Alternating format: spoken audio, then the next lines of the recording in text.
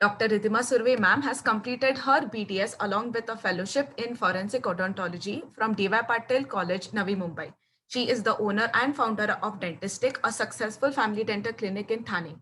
She has a certification in business management from NMIMS and is currently pursuing a fellowship in orofacial pain from Roseman University, Los Angeles, in collaboration with Smile USA Academy. Apart from being a recipient of over 58 national and international awards for research in forensic odontology and clinical dentistry and 3 PubMed publications, she also has a great sense of giving back to the society and hence is the founder of Triumph, a trust working towards the mental health awareness. She has acquired a short-term studentship grant from ICMR in her second year of BDS itself and was also selected in the top 10 students pan-India for the well-known Pierre Fauchard Award for the junior students. Her achievements are truly inspirational and we are extremely honored to have you with us today, ma'am. I'd like to invite Ridhima Surve ma'am to kindly take over. Thank you so much, Priya, for this wonderful introduction. And I think I really need to thank the organization P-Value for coming up with this wonderful initiative. It's a very different and a very rare initiative where we have a platform that is absolutely and completely dedicated only to research. And we have just research pranis here is what I usually refer them as. Thank you so much, Vineet sir, for coming up with this idea, for executing it, and for having me on this platform with such big stalwarts in the field. Presenter is unable to.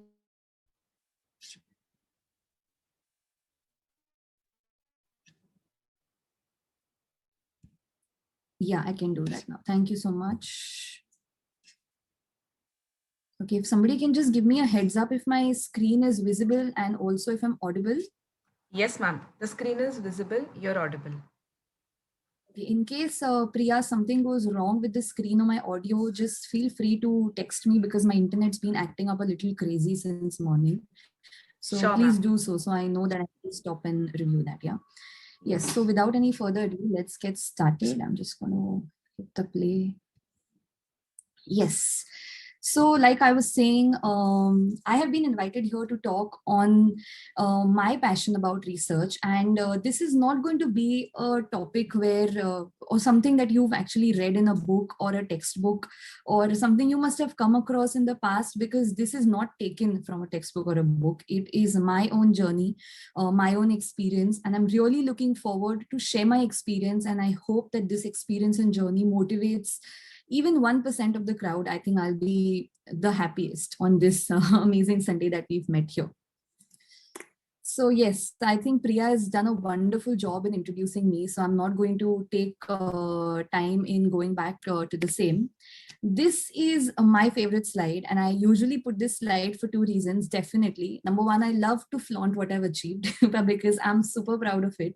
And this acts like my morning motivation, believe me. So I have this printout that is put up on my stick-on board in my room and my clinic. And the board is right in front of my bed. So I wake up seeing this, I walk inside my clinic seeing this, I walk out seeing this, and I come back, go to bed seeing this. This is my slide and my ray of motivation and hope every single day. And I really pray and I really wish that everybody who's a part of this conference or others who've not been able to join and are so keen on getting into research, but have these inhibitions, whether we'll be able to do it, whether we are qualified enough, or do we have the confidence to do it? And there are a lot of questions when you're at that undergraduate level. I really hope this motivates all of you, and somebody from this, or rather everybody from this platform, has amazing portfolios and profiles by the time you finish your graduation and have this screen or slide stuck up in your room and clinics too in the future. So yes, let's understand how I started now before I actually get across and have prepped. Again, this is not going to be a very bookish session. You might want to take up notes, but more than taking notes, I'd really appreciate if you'd hear and understand how I went across this. And these are very easy tips, very easy things to understand. In fact, at the end of the session, you'll be like, काफी सारी चीजें तो हमें पता थी. But काफी सारी चीजें जो आपको पता होती है and then you don't apply it. This is that kind of a session, you know, like हमें मास्क पहनना है पर हम नहीं पहनते. On a lighter note, very important to wear a mask, so please step out, wear a mask when you step out. So this session is going to be like that. You know a lot of it, you've just been very lazy about it, or you just don't want to put that little extra push where you need to spare a little extra time from your academics and your daily activities as a graduation student when it comes to BDS. So this is going to be you know, like an eye opener in that case. So I have basically found out 3 fundas as to how I took this journey. Number 1 is finding the right path, and yes, finding somebody who gives you a direction to that path. And I think I'm so happy, and I'm just overwhelmed by this person who's contributed so much to making me what I am today and to where I am today. I believe I have a lot to accomplish in life yet. I'm still at a very, very young fold of my life. But Dr. Trevor Pereira, sir, who is on the platform today too, and I'm so happy to have him here listening to me. And thank you so much, sir. I mean, I can't thank you enough for making me what I am and making me capable of actually addressing students today. And why I mention this usually before every slide, or why I put this usually in all my talks, is because it's very important to have the right guide when you start your research. That's the entire motto of having this slide. It's extremely important to have the right person to hold your hand and take you through the journey. Extreme. I think it's one of the most integral and important parts of the entire journey.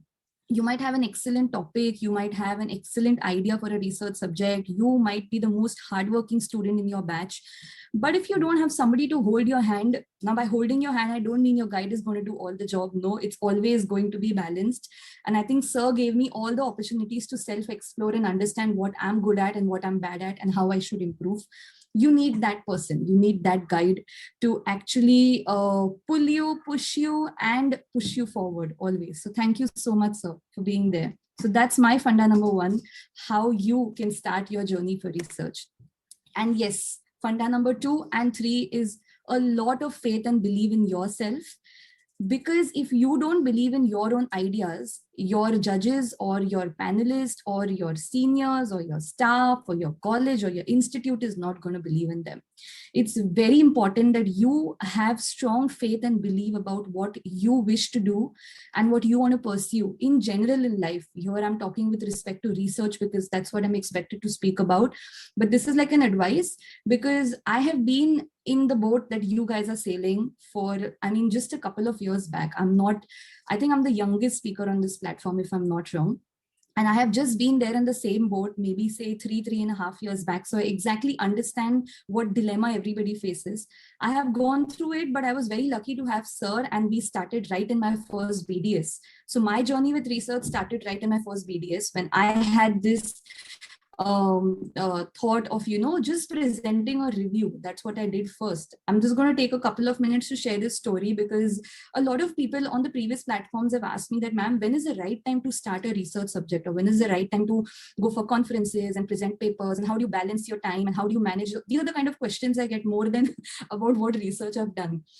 So I started in my first BDS literally in the first semester. So you enter college. I remember it was my 11th day in the DADH department when we were still on the basics of carving, and our scientific head enters the classroom and announces that we have this intra-collegiate scientific competition coming out when you can present a paper or a poster. Of course, I don't think they expected any first year to come, but yeah, as the committee, they did their drill and went to every class and announced.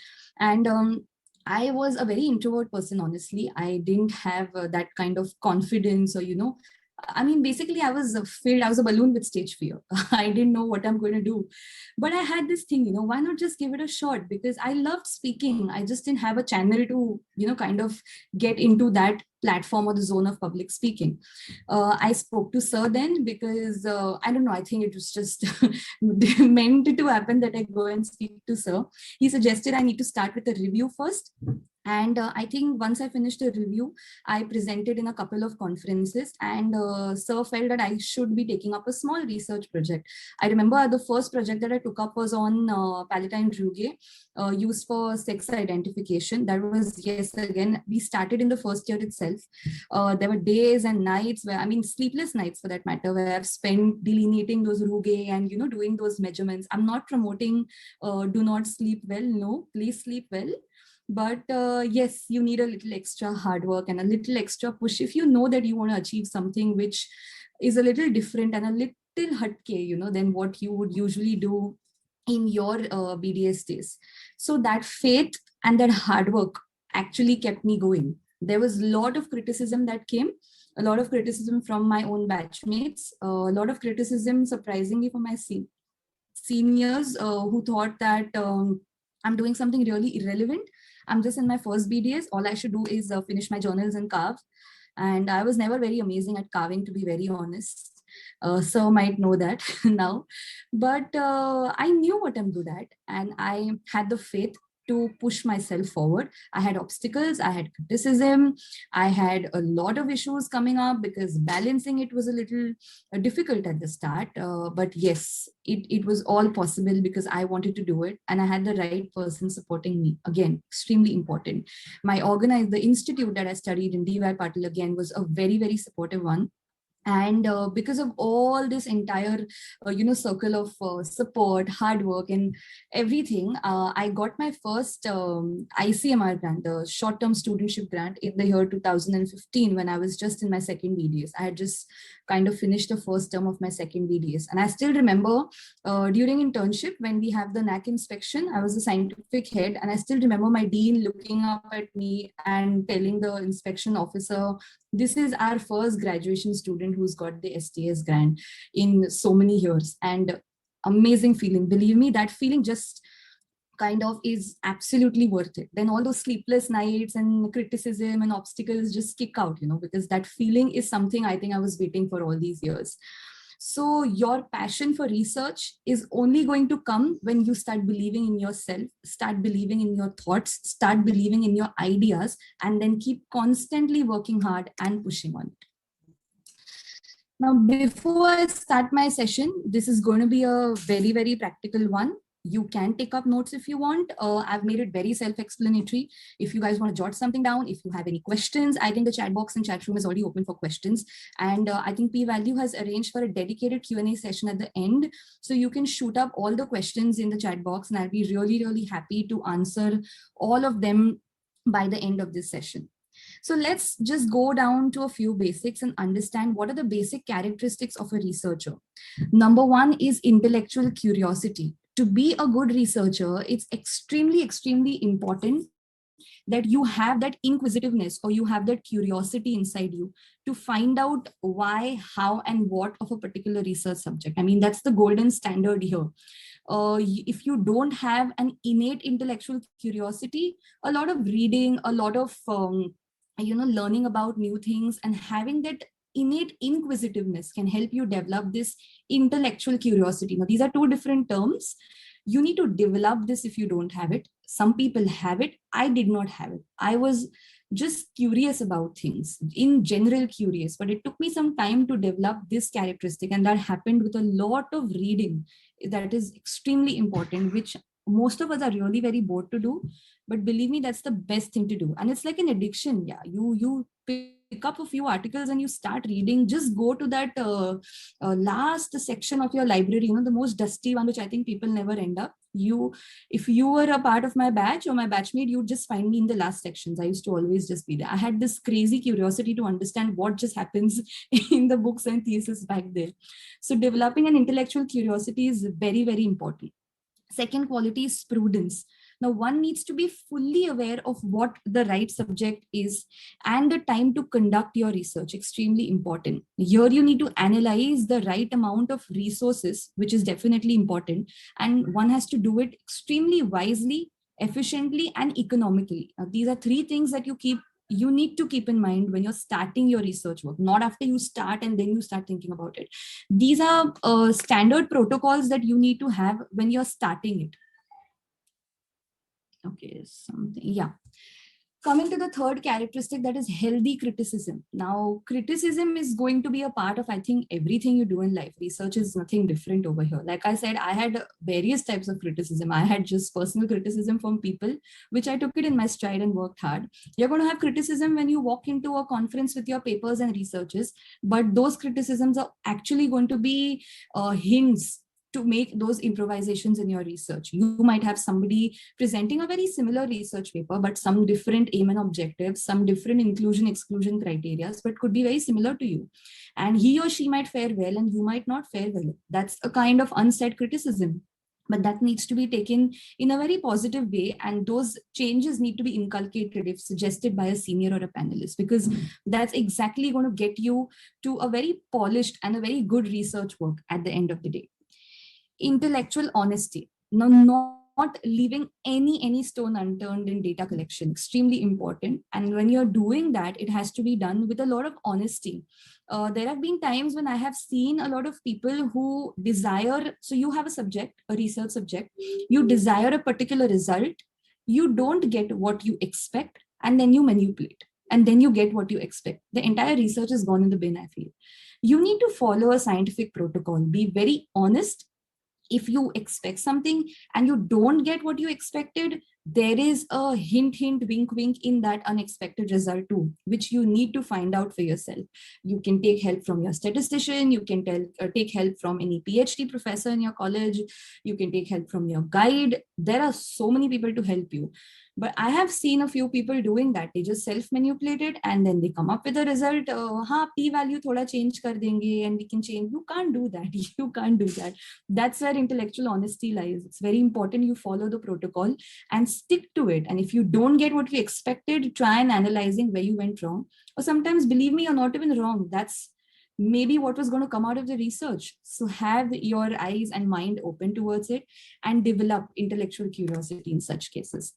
And yes, intellectual creativity. Now that is only going to come if you select a topic that you love or you start enjoying what you're doing. Now, if, for example, I took up Palatine Ruge in my first BDS because honestly, I'm going to tell you, this is a very funny story. Somebody might just judge me on this. I was a big fan of CID and I admired Dr. Sanunke so much. I remember walking up to sir and saying that, sir, is there something we can do where dentistry and forensic is a part of it?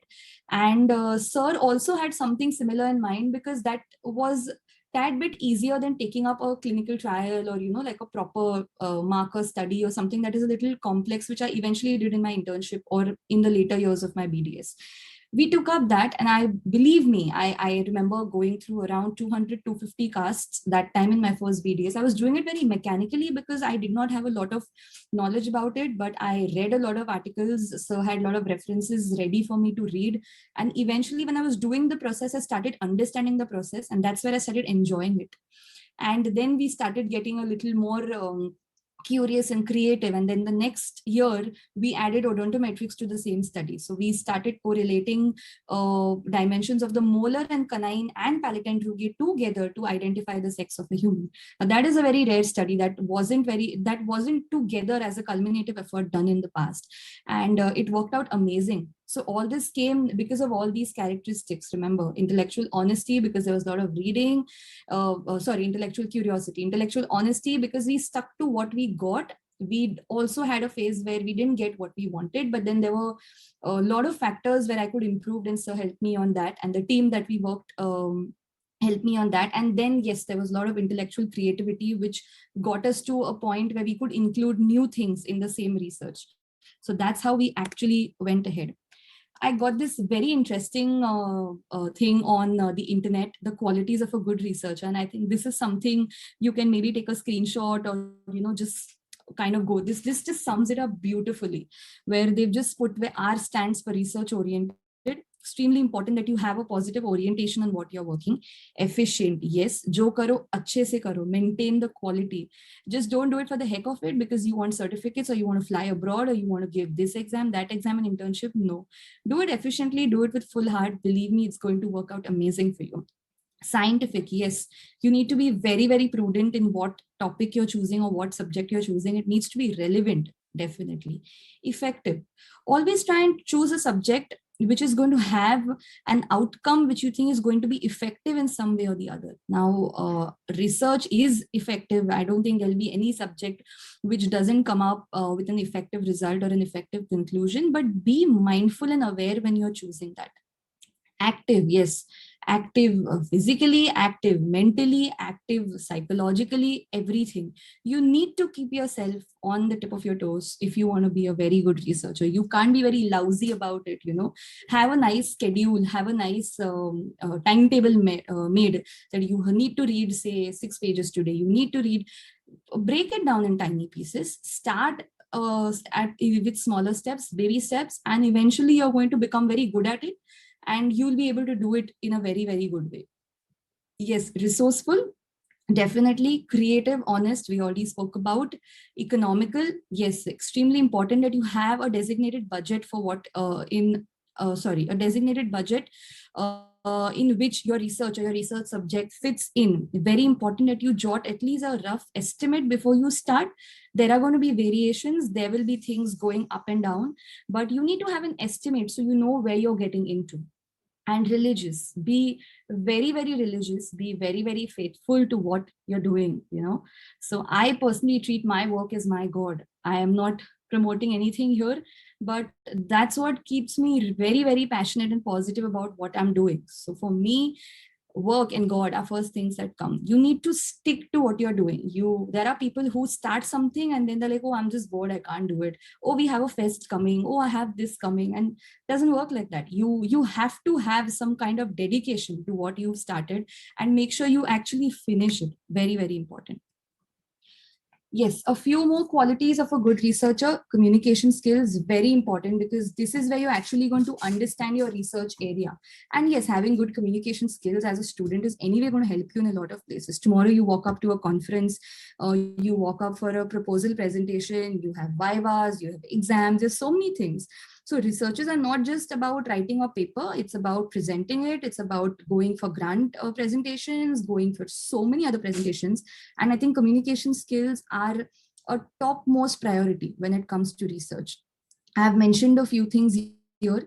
Like I just said, having good verbal communication skills kind of makes your work easier by at least 50 to 60%, I would say, because the better you communicate your research subject to people, the better they understand it and the more acceptance there is. You need to be very confident about your work that you're doing. Don't present or don't talk about something you're not sure about, never. If there will be times and spaces where you're questioned on what you have worked, but I personally suggest rather just skip it if you don't know it. Be confident when you speak, don't be overconfident when you speak. And a tip, you know, the more confident you are, the lesser questions you're going to have. But be confident with the right data. Intellectual honesty is what we're talking about here. Intellectual skills, yes, having the right kind of knowledge, having the capacity to comprehend that knowledge, analyze it, taking that knowledge to a proper process of synthesis, then applying that knowledge in your research, and then evaluating at the end. This is a cycle where you can have it in different hierarchies, but then this is very important to be followed in your entire process. Information technology, yes, you need to have a little idea about a few things. Now there are a lot of complicated things. See, I didn't know even Excel. I think I'm still not good at Excel, but it's not that I don't know anything about it.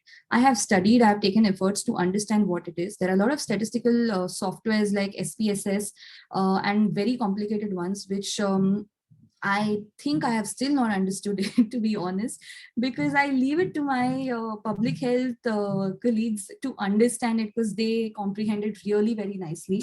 But I make sure that I always have somebody in the loop with me, helping me with my stats, helping me with this. And every time I'm taking some help from them, every time I'm understanding, there is something new that I learn, because I'm very open to it. So today, if you ask me a little bit about the softwares, I think I'll understand quite a lot of it, because at every step of the research, every new research project that I've taken, I have made sure that I actually understand what is happening and not just blindly copy my stats onto my slide and present. Very important. So you need to have a little knowledge of, say, Word, say PPT, or if you're a MacBook user, Keynote, Excel, or these softwares, at least a little, so you know what is happening and you're not completely blind about the procedure. Organizational skills, time management. I mean, one can yell about time management and still it's very difficult to follow it.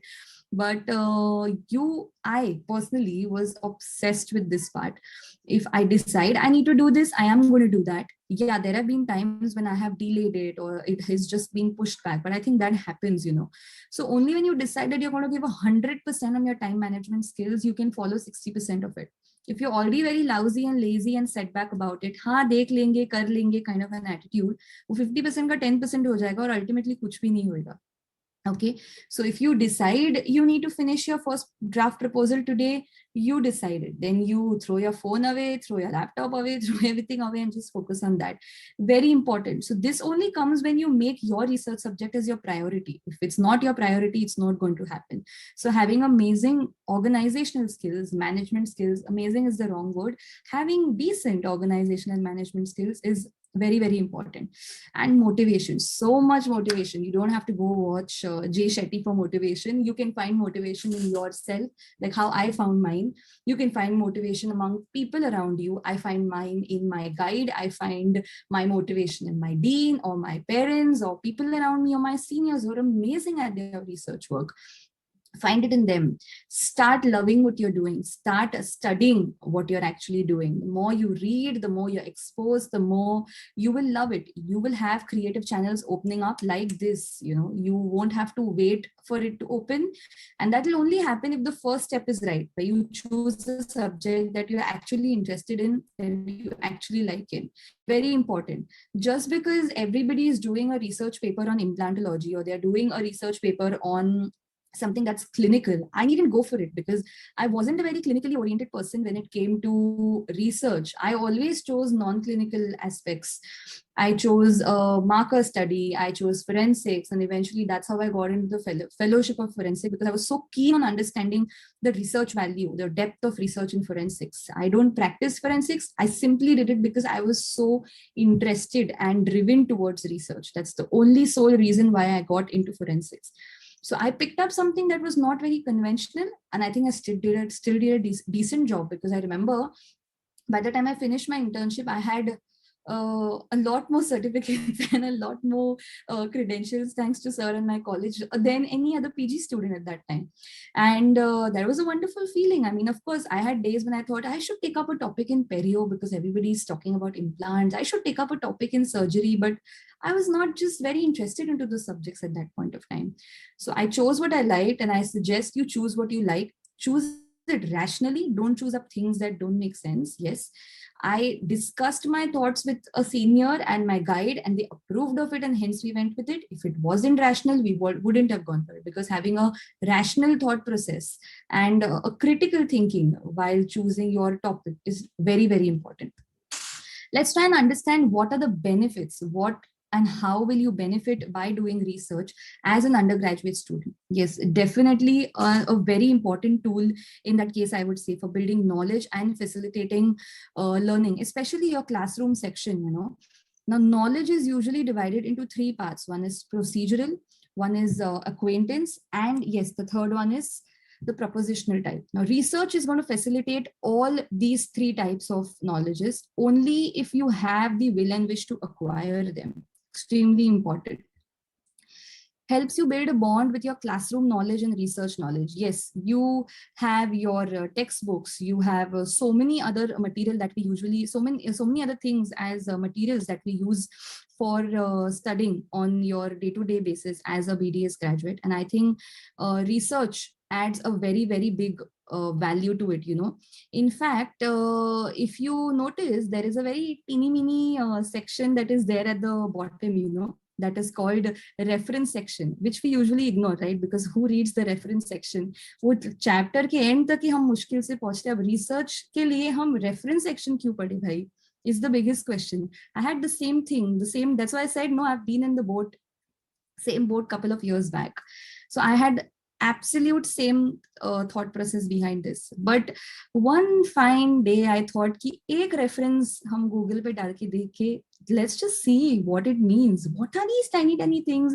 Who are these people in those tiny fonts who've done something extraordinary?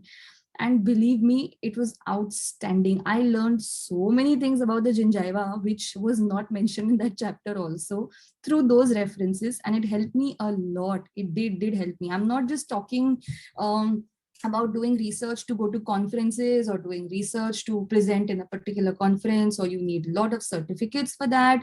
Nothing of that sort.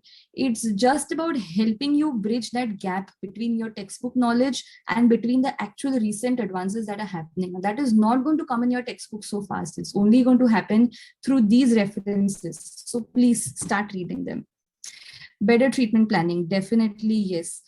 I mean, have you thought how all these new advances and technologies have come up? It's not somebody who's taken a book and started writing, okay, today let's write about rotary endodontics. Oh, today let's write about 3D scanning. No, somebody's actually sat there, dug deep down on how these technologies work. And it's only pure, core, dedicated, creative research that has brought up these amazing treatment protocols for your patient.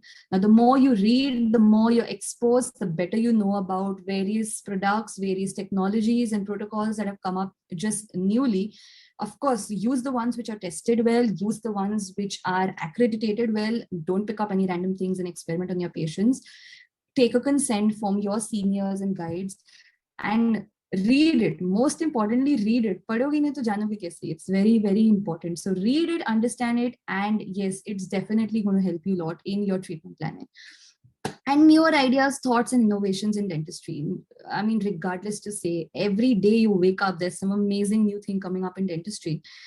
How you think rotary endodontics has come to play? I mean, it's made life so easy. I'm not disregarding the conventional part, but this has definitely made life easier. There are so many other things, say 3D scanning in case of alginate impressions, implantology. Implantology is all but up from research itself. One fine day, nobody just wakes up and starts thinking layman language, mein, that may screw dull kind of a thing. That's not just come up, that's come up with these stalwarts, these intellectuals who've come up with these thoughts and ideas, and they've had faith in those thoughts and ideas and then implemented it, and not just kept the ideas stagnant there, but actually implemented it. Second major advantage is it's going to help you understand issues and increase public awareness. Yes. See, the work that you do, the work that you publish, I'm not saying every patient of yours is going to read your PubMed journal or is going to go and read indexed articles on the internet. But there are so many public awareness journals that have come up now. I think IDA is also doing a fantastic job at that. And it's only if doctors like us come up with something, research it, and then put it across, our patients and the layman is going to be able to understand. Because there is so much deficit in the entire healthcare system. There's a huge gap, like an unbridgeable gap, I would say, at some point of time in the Indian healthcare system between patients and doctors. I think currently what we are seeing, the COVID situation, is an amazing example for that. And only people like us who have this intellectual curiosity come up, think, get the right resources, right time, right management sources, and do something, we're actually going to play a very, very major role, in the future, helping to fill this deficit in the healthcare system. Understanding patient requirement and psychology. Now, college mein, everybody is taught us to do treatment. Everybody is taught us to do amazing RCTs, amazing extractions, flawless sutures. Who's taught us to talk to the patient is what I kept wondering. I remember the day I took up my clinic, I knew quite a lot of things. I was not a very amazing clinician during my clinic because I think in my various days, I spent a lot of time on research. Not that I didn't know what to do, but I never took a lot of interest. Neither did I know that I'm going to start a clinic. That's how life works. But when I started my clinic, one thing that I realized is that I had amazing communication skills, amazing. I was not very confident about opening a RC because I immediately started my clinic 9 months post my internship got over.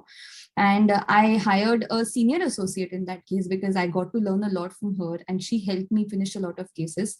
But one thing that I learned is understanding my patient's psychology. Understanding what my patient is trying to say, because I became a very good listener by the end of college. Having the patience to actually let my patient complete what he or she wants to communicate. And these are all aspects of patient psychology. And you know who taught me this? No textbook taught me. I don't think our department taught me. I think my research work taught me, believe me, because you require so much patience to finish your work. It's a slow, monotonous, tedious process. Only that research work has made me such a patient human today. I've become a good listener. I've become so positive towards criticism. I have a lot of patience, and that has helped me groom myself as a person, as an overall personality. And I think today I am doing good in my clinic or doing well as a clinician because I try to understand what my patients feel rather than just blindly picking up my aorta and started to drill and open the RC. So for me, my research work has given me that patience. And I want to share this with you because I want to share a real life experience that happened with me. Nobody really teaches us patient communication. We all know that. But you need to find your own ways and niches where you can learn these things. Because when you step out of that little baby cocoon of college, you're all on your own. You need to know how to take care of yourself and things around you. Very important. Research is going to help you understand recent developments, yes, definitely in healthcare, and also understand the reaction and acceptance of people to those. Yeah, because when there are, now for example, the vaccine that has come up, it's a recent development in the healthcare field. And initially they did not administer it because there were so many clinical trials going on, and they administering it phases because they need to know how people are accepting it physically, mentally, psychologically, and also how they are reacting to it. Physical aspect definitely, but yes, definitely a mental role also plays a very, very important here. And these recent the various changes that keep coming up now, they're all analyzed because of understanding and studying the acceptance and reaction rate of the people around. That's how they make these developments. That's how Covishield came, Covaxin came, and every time something new comes up, every time something better comes up in that case. So recent developments are all going to come only through research work, and you're going to understand it only if you're a good reader and you're going to know what is happening. Raising awareness and increase people's exposure to healthcare knowledge. Yes, let's try and give our people some sound scientific knowledge. I mean, there is so much crap happening on WhatsApp and Facebook University. I don't know from where it all comes out. Let's all just wake up and do something really great. I'm not saying let's start doing something path breaking, but let's take an initiative and start, let's develop that intellectual curiosity within us, and let's make this healthcare system seriously a little better. And that's going to happen only if young doctors like us come up and do some really good practical research work, I feel. Yes, definitely doing research is going to help you find a lot of opportunities and actually seize them. See, because presenting these researches as conferences is going to give you so many benefits. Confidence definitely is going to help you grow your personality overall. Stage fear, it's just going to go away. You're going to learn so many new research subjects and findings that are going to help you improve your own research work. Extremely important. Networking, oh my God, my favorite part. I have made so many new connections, so many networks, and got to know about so many people. And that the cycle just keeps increasing. That's because I think I have practically gone up and spoken on almost all the platforms in those 5 years. Almost all. I must have skipped a few because of some issues. It helped me travel pan India. I have touched one place in every corner of India and come back thanks to these conferences. I made new connections. I met so many people, which is helping me grow so much today. I think I'm on this platform because of those networks and connections that I made. People got to know about my acumen of research. People got to know about my passion. They know my research work. Today, they know me because of me. And that's happened because you need to get up a little. You need to push yourself a little out of your comfort zone. You might have stage fear. You might be scared. You might have nervousness, or you might have issues. It's okay. I mean, you might fail once, you might fail twice, you might fail 10 times. Wake up every time that happens. Networking is a very, I would say there's a very thin line, when it comes to networking. Some people are really good at it. Some people just can't do it because they have a slight introvert personality, which I always had for the past life. No more. I'm a complete extrovert now. But it's my work, my passion for my work, and that little push that I gave myself to go and stand up on these platforms and talk helped me a lot. And yes, all this is ultimately just going to add up to your CV and resume and help you grow professionally. I mean, that's what we exactly aim at, right? That's our end goal. That how is it going to help me professionally, say financially, monetary, just mentally, that satisfaction that you're doing so well at a particular age, and a lot of other things play role. You know, for career oriented or for professionally oriented people, your profile adds a very, very big value. And just being a gold medalist or just being a topper of your college is not going to fetch you everything. I'm not disregarding that. I was never a topper or a gold medalist. Believe me, I have no gold medals for my academics. I don't even want to share my final BDS mark sheet. No, wasn't that bad, but wasn't that amazing too? I think I was a above average student, of course, but I knew what I'm good at. I knew where I'm supposed to excel, and I found my niche. So it's important you find your niche and push yourself a little extra towards that. Research definitely is going to help you develop critical thinking. It's going to improve your analyzing capacity. It's going to add that little Dr. Sarunke gene in you. You know, once you start with it, you're going to be very, very amazing at it. Believe me, it's just when you start. It's going to help you understand so many questions that you have, things around you to do. And I think that curiosity is going to make you a good researcher. Greatly helps in improving focus and attention skills. And I think as a as a medical student, it's very important to have focus and attention skills on point, because you're going to be treating humans. You're not treating dummies. You're not working on typhodons for the rest of your life. You're treating humans. You're treating real humans. You might be even treating your family someday. Having good focus and attention skills is very important in general, but as a doctor, I think it's extremely important, very important. Improving expression of logical thoughts and all capacity. Yeah, because then there is so much confidence in you. You know that whatever you're talking, whatever you're speaking, or whatever you're presenting has a value to it, has a logical reasoning or a critical analytical thought process that you've put behind it. And that is going to happen in the process as you step ahead, you know, as you take these research work and projects ahead. That's going to come naturally. You don't have to push hard to develop these qualities, but only if you do it, it's going to come. It's as you don't have to work extra for that. It's just going to come in the process. Okay. It definitely promotes a love for reading, writing, and analyzing and sharing valuable information. Yes, I've become an avid reader only because of this. And reading is like knowledge ka bhandar. I mean, the more you read, the more exposure to newer things and the better you get, definitely. Instill qualities in you which make you a team player, definitely, because it's not a one-person job. You have a guide, you have few seniors, you have a lab technician, you have your maybe somebody from the PhD department to help you with stats, or just a simple statistician. You might have somebody just managing things for you when you're doing the core work. There are going to be a lot of people helping you in it, and you need to have the acumen to work in a team. Understand that you're a junior at some point of time and listen to them. Mera research hai, I'm the primary author, I know everything. No, boss. You need to be a team player. You need to have an open mind to accept rejections, take them in the positive stride, and then go ahead. Very, very important. Improvement in writing skills goes without saying, because you will have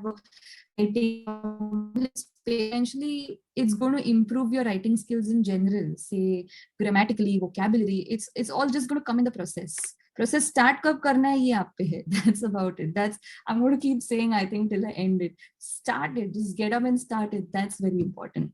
And yes, provide nourishment and exercise for the mind. It's like food for the brain. For me, I'm like, don't give me food, give me something to read. I'll be the happiest, Confidence building, definitely, because you're going to be exposed to so many conferences, so many new kind of people. And you're always going to have this entire process of accepting, rejecting. It's going to make you super awesome. You're just going to bloom into an amazing person, the moment you step out into the real world and start doing something independently. Very important. Stage fear, yes. I'm not saying it's going to vanish completely. Even today, when I came on the platform, I had a big bubble which is going to burst any moment, I think, after I finish the lecture. But I know how to deal with it. Now that I'm in the flow talking to you guys and myself, and I don't have any more fear because I'm in that flow. So I think my brain psychologically has learned to tackle that because I have trained it according to it, So don't be the slave of your mind or brain. Make it a slave, train your brain that I'm not going to be scared. There are nobody going to eat me. Nobody's going to chew me alive. I'm just going to get rejected for a particular thing. I might have criticisms. I might feel like crying. I might have a lot of things. We're humans, yeah. But A lot of students have seen, I take up a lot of classes for communication, and the only thing they tell me, I ask them, why have you never presented a paper? Ma'am, I don't think I can do it on stage. I start sweating, I have palpitations. Oh, I think I'm going to have an anxiety attack. Oh, I think I'm going to faint. My throat just goes dry. I have a dry mouth. I'm like, so what? Is that the sole reason that it's stopping you from actually achieving what you want? I mean, you have a dry mouth, drink water. You can't figure out this, please figure out. You think you're going to have palpitations when you're going to speak? There are ways how you can deal with your stage fear or anxiety at that particular time. Learn it from masters, but do it. I mean, that shouldn't be the only reason that's stopping you, because somewhere you have to take the leap. Tomorrow, if you have your clinic and you have communication issues with your patient, are you going to tell your patient, I'm so sorry, I can't communicate, I have a lot of fear and I'm very scared, I have palpitations? No, you have to be amazingly confident when you talk to your patients, and that's how the patient is going to be yours, right? Nobody is going to be standing at the back. Your guide is not going to be standing at the back. Your seniors, not your friends, are not going to be there. It's all on you. And these tiny, tiny ladders and tiny, tiny steps are going to help you build that confidence and get out of the stage fear. Patience, oh Lord, I can take a lecture on patience if I'm given an opportunity to.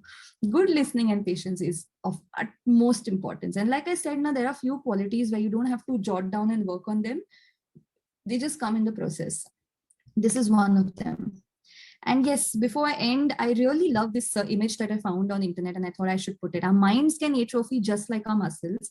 And conducting research, whether a formal or a casual one, is a great way to keep your brains healthy and active.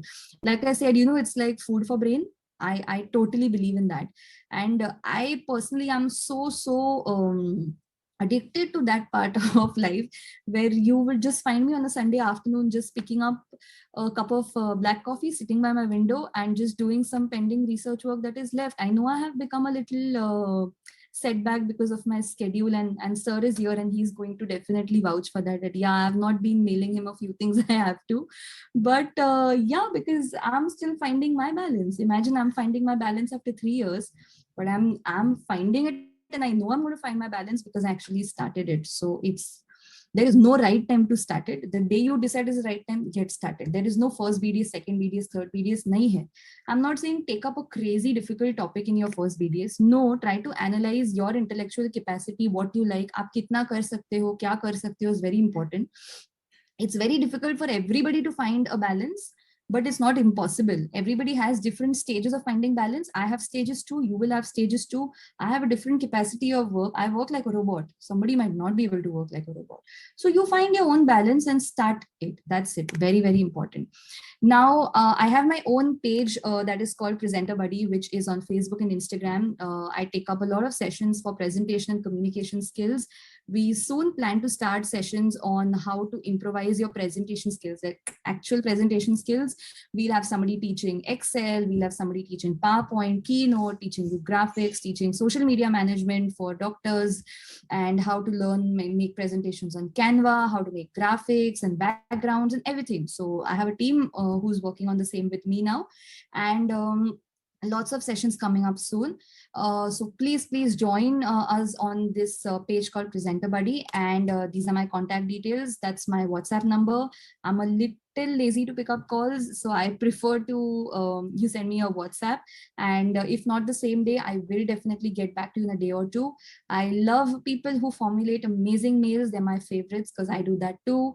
Please save both these mail IDs. The second one's my personal ID. So if you send it on the first one, please CC me on the personal, and stay in touch, and I'd be happy to help if there are any queries, any doubts, anytime at any point of time you're conducting a research, you're already a part of it, and anything. I mean, even the stupidest of the queries. And there's no query that's stupid. Sorry, there's no query that's stupid. Even the tiniest of the things. I mean, I have a few students who text me that, ma'am, we're doing something and we're very nervous about it. Can you help us with that? And I'm like, yeah, of course, I would love to help you with that. I'm not a therapist or a counselor, but I exactly know what you guys go through, because same boat buddies a few years back. So I'm here to help you, and please feel free to write me. Thank you so much. Thanks a lot for being such patient listeners. Thank you, P-Value, for having me here. And yes, over to you, Priya. Thank you. Thank you so much, ma'am, for sharing your moments of self-discovery with us. I'm sure your